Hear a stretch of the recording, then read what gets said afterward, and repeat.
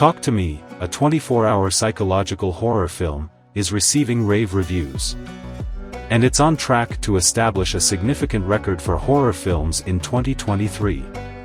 Talk to Me is just another supernatural horror film vying for box office success. So in this video, we'll relive, dissect,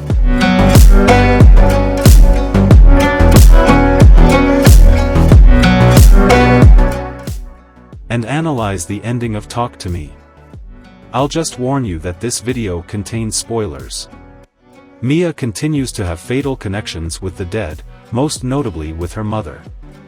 Despite the fact that there are numerous hints throughout that indicate which parts of the conclusion are real and necessitate additional explanation, the denouement of Talk to Me is particularly ambiguous due to the frequent merging of the physical world and the spirit realm. What happens to Mia at the end of Talk to Me? Given the recurring visions of her mother, it is clear that Mia became possessed when she held on to the hand for too long at the beginning of Talk to Me. Because her mother's spirit looks to be benevolent, she is encouraged to keep using her hand to seal the door and liberate Riley from his possession. Mia's mother convinces her that she must remove Riley's spirit from his anguish after seeing a vision of Riley's suffering in limbo. Riley is wheeled out of the hospital and into oncoming traffic. Rather than stabbing him with the same scissors she mistakenly stabbed her father with, Jade forces Mia onto the roadway before she can determine whether or not to proceed to save Riley by causing an accident. Mia emerges from the highway, bloodied, and is taken back to the hospital. Riley and her father are leaving the hospital, and she discovers that she has no reflection. Mia is drawn to the candlelight quickly and takes her place on the spirit side of Talk to Me's embalmed hand.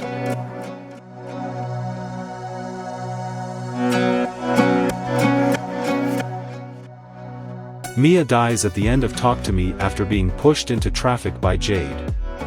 She becomes one of the lost spirits drawn to the embalmed hand, however, because she died while being possessed, leaving no living body for her spirit to return to. She herself becomes lost, doomed to roam in limbo like the others who connect with the hand. In the end, Mia's ghost is only depicted being contacted once with the hand. So there is no more information on whether she is still a friendly spirit, such as the little girl who showed her a vision of Riley, or a malevolent one such as the elderly. Mia perceived her mother as the spirit that infiltrated Riley's body. Meanwhile, in the novel Talk to Me, Mia's spirit acts and speaks in the manner of her mother. Mia was most certainly being used as a pawn by an evil force from the outset. This is shown during Mia's first possession, when the spirit that temporarily inhabits her exhibits an interest in Riley. Mia, after all, is in mourning and would be an easy target for manipulation using her mother's memory. It also implies that it is a ruse rather than her mother genuinely reaching out to Mia because she sees her before Riley touches her hand. Another sign that Mia's mother's spirit is a fraud is that it attempts to deceive her several times. Despite her father's possession of and reading of her mother's suicide note, the ghost informs Mia that it is a lie. It persuades her that killing Riley will stop his agony, only to be proven that killing him will not save him. It would turn him into a lost soul. In the first scene of Talk to Me, the possessed Ducate discusses how he has been communicating with his father, only to knife his brother Cole and brutally kill himself. While it's possible that Mia's mother communicated to her through Riley, the ghost who possessed her was almost probably an evil imposter.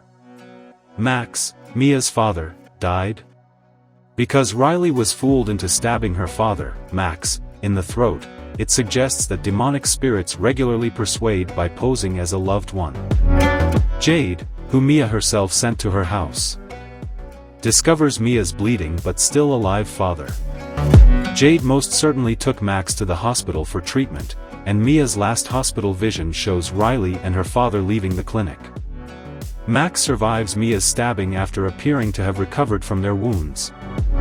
Similar to Cole surviving his brother's stabbing at the start of Talk to Me is a strongly symbolic study of bereavement and the challenges of letting go, holding on for too long if the vision is true and not a ruse by the bad spirits.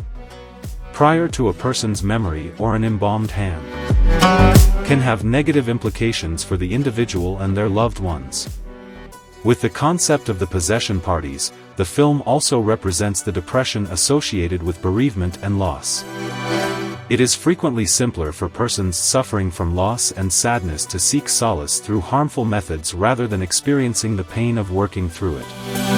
There is a strong line to be established between substance addiction and Mia's overuse of the embalmed hand.